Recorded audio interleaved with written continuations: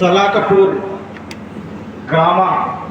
గ్రామంలో మన డాక్టర్ బాబాసాహెబ్ అంబేద్కర్ గారి విగ్రహ ఆవిష్కరణకు ఇచ్చేసిన మాన్యశ్రీ పద్మశ్రీ అవార్డు గ్రహీత మన మందకృష్ణ గారికి, అదేవిధంగా సూరంపల్లి సుజాతక్క గారికి, అదేవిధంగా బసునూరి రవీందరన్న గారికి, అదేవిధంగా మల్లిగారి యాదన్న గారికి, లింగంపల్లి సీనన్న గారికి, అదేవిధంగా వేదికను అలంకరించిన పెద్దలందరికీ కూడా అందరికీ జై భీమ్, జై భారత రాజ్యాంగం, జై జంబూద్వీపం.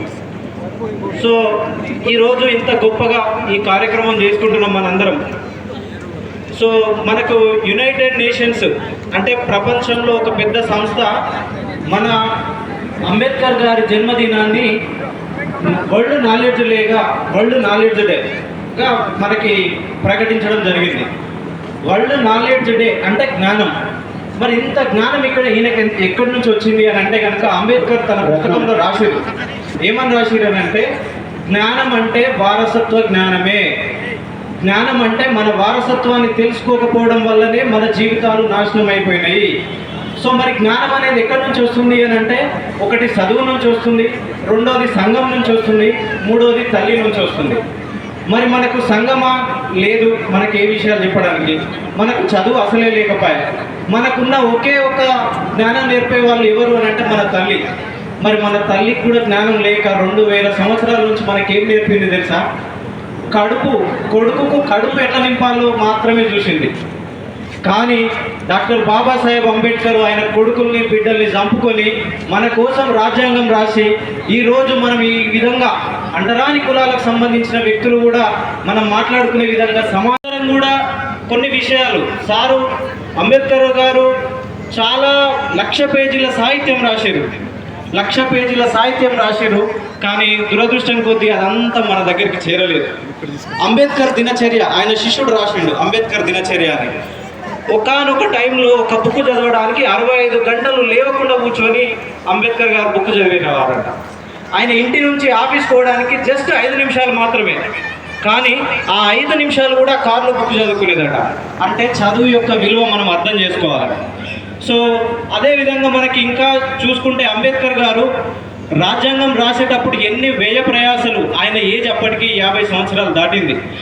ఆయన కాలు నొప్పి వస్తే కాలుని ఇట్లా మన కిటికీకి కట్టుకొని ఆయన మన టాయిలెట్కి లేస్తే ఇబ్బంది అవుతుంది, నేను చాలా తొందరగా ఈ రాజ్యాంగాన్ని కంప్లీట్ చేయాలని చెప్పి పైపు వేసుకొని ఆయన రాజ్యాంగం రాయడం జరిగింది. సో కాబట్టి ఈ విషయాలన్నీ మనం అందరం తెలుసుకోవాల్సిన అవసరం ఎంతైనా ఉన్నది. అదేవిధంగా కులం చాలాసార్లు ఏమవుతుందంటే, మనము కులాన్ని వదిలేసినాము, కులాల్ని పట్టుకున్నాయి. అంబేద్కర్ కుల నిర్మూలన అనే బుక్లో రాసిండు, కులం అనేది 2 అంచుల కత్తి.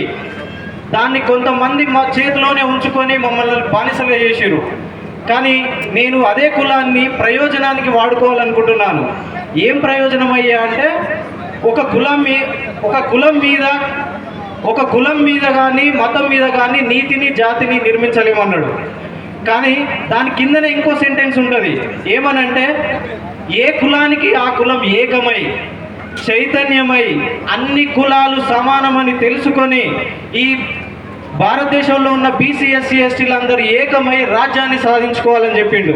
ఇంతకుముందు అన్నగారు చెప్పారు, ఓటు అమ్ముకొని బానిస అవుతావో లేకపోతే ఓటును నీకు నువ్వే వేసుకొని రాజు అవుతావో అని చెప్పడం జరిగింది. కాబట్టి ఈ విషయాలన్నీ మనం అర్థం చేసుకోవాలి. అంబేద్కర్ గారు ఏం చెప్పారంటే, నాకు జబ్బు పడడానికి కూడా టైం లేదని చెప్పారు. సో కాబట్టి మనం అందరం 1,00,000 పేజీల సాహిత్యం అంబేద్కర్ రాశారు. దాన్ని మనం ఖచ్చితంగా చదవాలని యువకులందరినీ కోరుకుంటూ, మీ తల్లిదండ్రులకు ఆ విషయాలను వివరించాలని కోరుకుంటున్నాను. అదేవిధంగా బోధించు, సమీకరించు, పోరాడు. ఏం బోధించమన్నాడు? నీ వారసత్వ జ్ఞానాన్ని. అంబేద్కర్కి వారసత్వ జ్ఞానం ఏంటిది? జ్యోతిరావు పూలే. ఆయనకు వారసత్వ జ్ఞానం ఎవరు? ఛత్రపతి శివాజీ మహారాజ్. ఆయనకు వారసత్వ జ్ఞానాన్ని ఎవరిచ్చింది? జిజియాబాయి. జిజియాబాయికి వారసత్వ జ్ఞానం ఎవరిచ్చారు? సంతు తుకారాం. సంతు తుకారానికి వారసత్వం ఎవరిచ్చారు అని అంటే మనకు సంతు రవిదాస్ ఒకటే చెప్పిండు, ఈ బీసీ ఎస్సీ ఎస్టీలు అయితే శ్మశానంలో ఉండండి, లేకపోతే సింహాసనం మీద ఉండండి అని చెప్పిండు.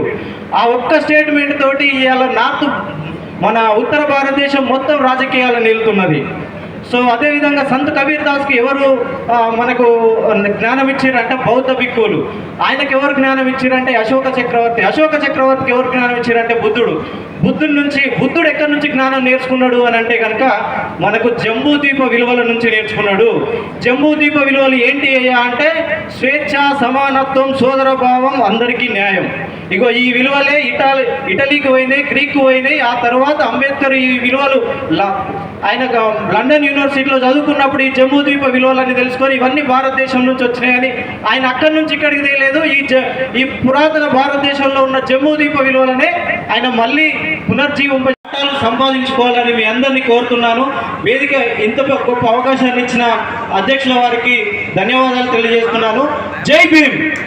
జై భీమ్.